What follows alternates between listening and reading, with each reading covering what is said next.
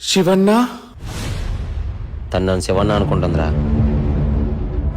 నువ్వు అయ్యో అది కాదండి. ఇప్పుడు ఎలా ఉన్నావన్నా? ఆ రోజు నీ ఒళ్ళంతా కత్తిపోటుతో చూసినప్పుడు చాలా భయం వేసింది. ఏంటి శివన్న అలా చూస్తున్నావు? ఆ రోజు ఒళ్ళంతా రక్తంతో ఉన్నప్పుడు హాస్పిటల్ తీసుకెళ్లి జాయిన్ చేసింది నేనే కదన్నా. శివన్ ఇంకా బతికే ఉన్నాడా? బ్రతికి ఉండడం ఏంటి? నువ్వు శివన్నవి కాదా? కొంచెం టైం ఇస్తారా? మళ్ళీ మీతో మాట్లాడతాను. హలో అమ్మా, విష్ణు, నేను నీకు అడుగుతా చెప్పు. చెప్పరా. శివన్న చనిపోయాడని నీకెవరు చెప్పారు?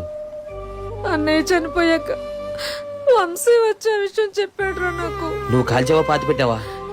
వంశీ నేను అక్కడికి వెళ్ళేసరికి అక్కడ శవం కూడా లేదురా. నా పెద్ద కొడుకుని చివరి చూపు కూడా చూసుకొని ఇవ్వలేదురా. నీ పెద్ద కొడుకు శివాన్ని ఇంకా బతికే ఉన్నాడే.